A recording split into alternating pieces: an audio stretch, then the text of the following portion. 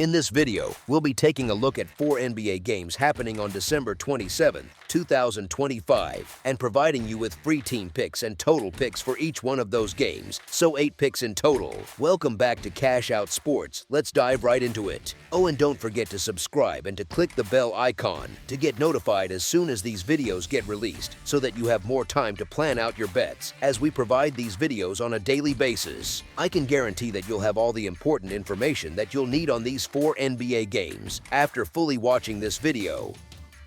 One more thing before we start: if you would like to gain access to our best exclusive sports picks to take your journey to the next level, then check out our Patreon in the link down below, where we offer our best single picks, parlay picks, and much more. Now let's get started.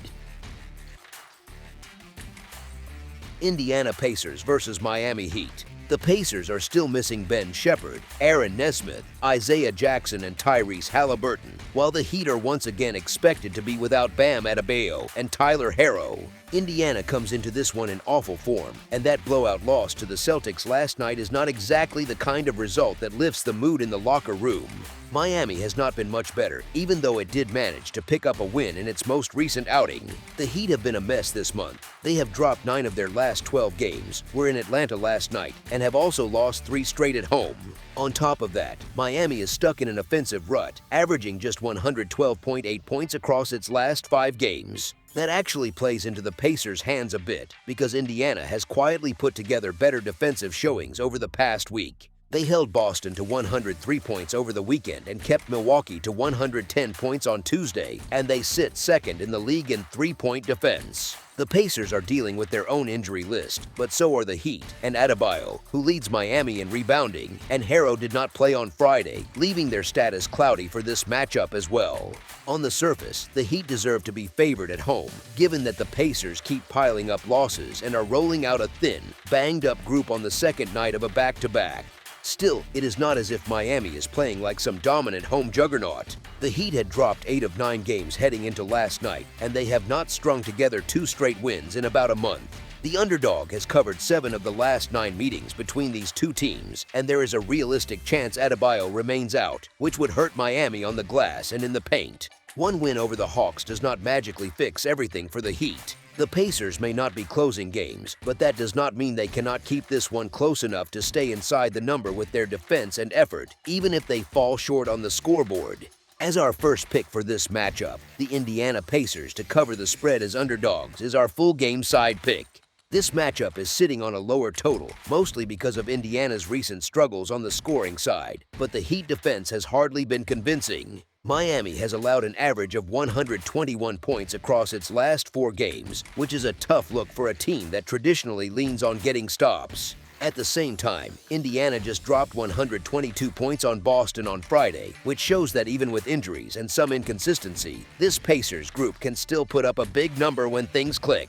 The rhythm of this game also points toward more points rather than fewer. Miami is described as playing at a quick pace, ranking first in possessions per game, which naturally increases scoring opportunities on both ends of the floor. The Heat are capable of exploding for big offensive nights, as seen in that 126-point outing against the Hawks on Friday. Meanwhile, the Pacers have given up 129 or more points in 2 of their last 3 road contests, which hints at open looks, transition chances, and some defensive lapses creeping in away from home. When you line all of that up with a relatively modest total, it is reasonable to expect the offense to outshine the current perception of both teams. Miami's leaky defense, Indiana's ability to occasionally spike for high totals, and the described up-tempo style create a setup where this game can comfortably push past that number rather than stall out. So the lean is toward a matchup that turns into more of a track meet than the posted total suggests, with both sides doing enough scoring to send it above the line. As our second pick for this matchup, over the projected total is our full game total pick. New York Knicks versus Atlanta Hawks. The Knicks come into this one short-handed, with Josh Hart and Landry Shamet ruled out and Miles McBride tagged as questionable. On the other side, the Hawks are still listed without Kristaps Porzingis, which only adds to the cloud around their recent struggles. New York has been one of the hottest teams this month, and that wild Christmas Day comeback over the Cavaliers gives them a huge confidence boost, the kind of win a locker room talks about for a while. That game turned into a showcase. Jalen Brunson led the way, but it was not just a one-man show. Jordan Clarkson chipped in 25 off the bench for a Knicks group that trailed for about three-quarters of the contest, including a 17-point hole in the fourth. When a team proves it can claw back from that far down, it tends to travel with a little more swagger into the next city. So heading into Atlanta, facing a Hawks team on the second night of a back-to-back, the Knicks have every reason to feel they can control this matchup, even if their overall road record sits at just 5-7 straight up. History helps a bit too, since New York has taken 6 of the last 9 against Atlanta and covered in 4 of its last 5 visits. Atlanta, meanwhile, is stuck in a long, slow slide. The biggest red flag is the defense, or more accurately, the complete lack of defensive resistance. Trae Young's return should feel like a positive, but so far it has not translated into wins, with the team sitting at just 2-7 straight up in the 9 games he has played in this stretch. From a betting angle, this group has burned a lot of tickets lately. The Hawks have failed to cover 7 straight and have dropped 5 in a row overall. They have also been one of the worst home teams in the league, going just 5-10 straight up in their 15 home games, and they managed to cover the number only 4 times in that span. If that trend keeps up, it would not be surprising to see serious conversations about roster moves and the trade market. Even with Hart sidelined, the Knicks still profile as the more trustworthy side. Atlanta looks disorganized, and we have already seen what can happen when it has to play the second night of a back-to-back. The last time the Hawks were in that spot, they were blown out by San Antonio 126-98, which is not exactly a glowing reference. Sure, you can make a case for the points with the home team, especially since the underdog has covered 6 of the last 9 meetings, and the Knicks themselves have occasionally played around with their food instead of putting teams away cleanly. Hart being out is not nothing either, but the larger sample still points to Atlanta sliding, as they are now 2-8 straight up and 2-7-1 against the spread in their last 10 games, while the Knicks sit at a very healthy 20-11 against the spread on the season. Only Phoenix has a better cover rate right now. With that contrast, New York deserves to be a clear favorite against a slumping Hawks squad on a back-to-back, and continuing to fade Atlanta makes sense while this current funk lingers. As our first pick for this matchup, the New York Knicks to win and cover the spread as favorites is our full game side pick. New York came into Friday with the over hitting in 17-14 of its first 31 games. The Knicks rank 5th in scoring offense and 3rd in offensive efficiency, so they put points on the board when they settle into their sets. Defensively, they sit 15th in efficiency, which is middle of the pack, and they play at a slower pace, ranking 26th in tempo with 98.6 possessions per game. A slower tempo can sometimes trick people into thinking unders by default, but an efficient offense that scores well per trip can still send games past the number, especially against shaky defenses. Atlanta tells its own story with the totals. The Hawks had seen the over cash in 18-13 of their first 31 games heading into Friday's slate. They rank 12th in scoring offense and 13th in offensive efficiency, which means they can absolutely fill it up when they get rolling. More importantly for the total, they sit 4th in tempo, averaging 102.1 possessions per game, so their style naturally invites more shots, more trips, and more chances for the scoreboard to keep moving. Put those profiles together and you get a fairly clear picture of why a higher scoring outcome is very realistic. New York owns an efficient, top-tier offense and faces an Atlanta team that has had serious issues on the defensive end. The Hawks' fast pace feeds into that, turning each defensive breakdown into quick points the other way. If the Knicks exploit those lapses the way their rankings suggest they can, and Atlanta's own offense holds up at home with its usual tempo, it sets up nicely for the total to climb past the posted number rather than stall. So the matchup leans toward another game where scoring and pace outshine any hopes for a defensive grind. As our second pick for this matchup, over the projected total is our full game total pick.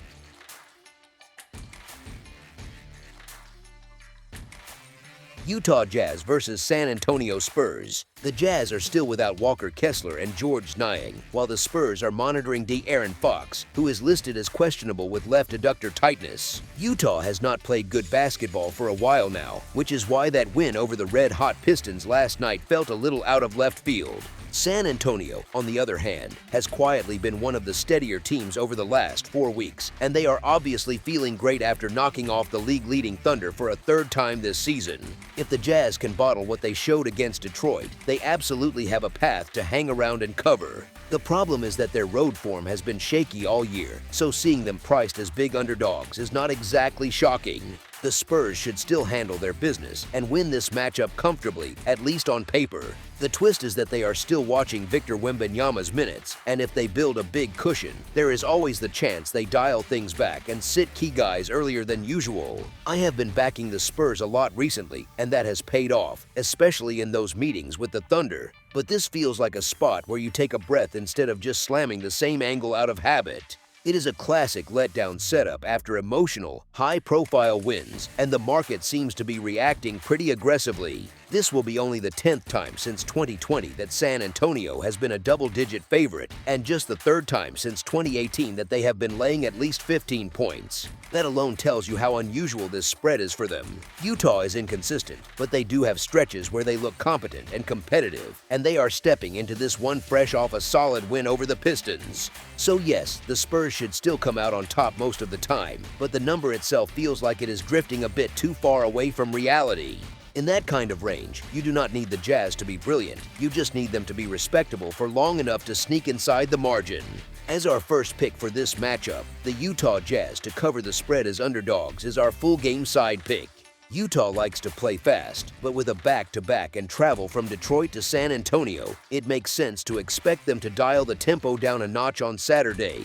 Tired legs tend to mean more half-court possessions, fewer wild runs, and a little more walking the ball up the floor. That naturally chips away at overall scoring potential, even for a team that usually wants to run. The Spurs are a slower-paced group by comparison, sitting 17th in the league in pace, and at home they will try to impose their preferred rhythm. After a couple of intense showdowns with the defending champion Thunder, it would not be surprising to see them lean into a more controlled, conservative game plan against the Jazz. Instead of chasing fireworks, they can rely on their defense and structure to grind Utah down. There is also a scheduling angle here that matters for the total. San Antonio has more competitive games against Cleveland and New York coming up, so if they do build a lead, it makes sense for them to ease off and get starters off the floor in the second half. Bench-heavy minutes usually bring less efficient scoring, more broken possessions, and sometimes an ugly, choppy finish that keeps the combined score from exploding. The historical trend fits that story too. The under is 7-4 when the Spurs are home favorites, which lines up with the idea that their style in this role often pulls games toward lower totals. With Utah likely slowing a bit after travel, San Antonio controlling pace, and the possibility of starters resting late, this setup points more toward a game that stays under rather than turning into a track meet. As our second pick for this matchup, under the projected total is our full game total pick. Brooklyn Nets versus Minnesota Timberwolves. The Nets are still a bit short-handed with Haywood Highsmith sidelined, while the Timberwolves have Terrence Shannon Jr. ruled out and both Anthony Edwards and Mike Conley carrying that questionable tag. This is one of those spots where checking lineups close to tip is just common sense, because Minnesota's status hinges quite a bit on those late calls. Even so, with the way the Timberwolves have been playing lately, they were always going to be favorites at home, no matter which names actually suit up. Here is the thing, Brooklyn has finally shown some life over the last few weeks. They look more engaged, more connected, and there is at least some spark back in their offense. The problem is that the matchup itself still tilts hard toward Minnesota. The Wolves are at home, coming off that Christmas loss, and they will be hungry to wash that taste out with a strong performance. Minnesota is huge inside, and that size really matters here. Rudy Gobert, Naz Reid, and Randle all bring different looks in the middle, and together they eat up a lot of space in the paint. That is a rough assignment for Nick Claxton and the rest of the Brooklyn Bigs, who will be dealing with fresh bodies and physical play on almost every possession. If the Wolves control the interior, they control the boards, the second chance chances, and the easy looks at the rim.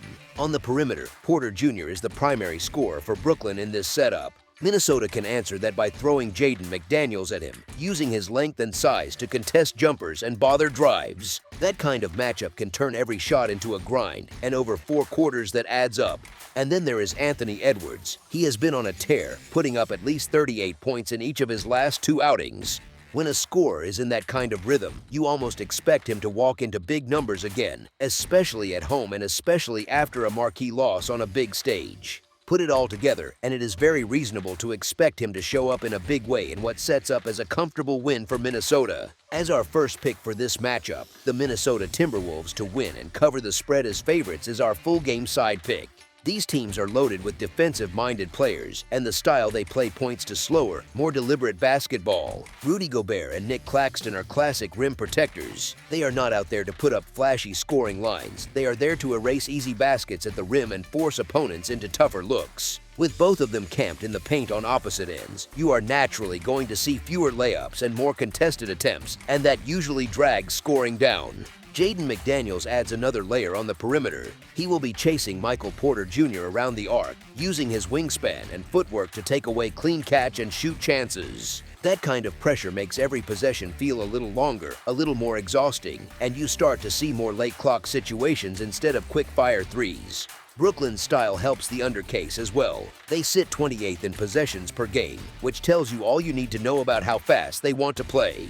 It is not an accident. They know they do not have the offensive punch to trade buckets in high-scoring track meets with most opponents, so they slow things down, milk clock, and try to win in more controlled games. Minnesota has also leaned toward lower totals recently. They have gone under in 5 of their last 6 contests, which lines up nicely with a slower pace, strong defense, and an emphasis on grinding teams out. In this particular pairing, with rim protection, perimeter length, and at least one side deliberately dragging tempo down, it makes sense to expect another game that stays under the projected number rather than exploding into a scoring festival.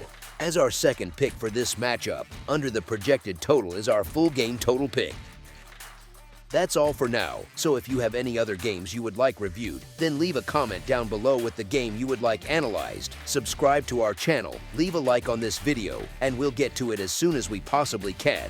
We would also love to hear your opinion on the picks presented to you in this video, whether you agree or disagree with them, so leave a comment down below and do let us know.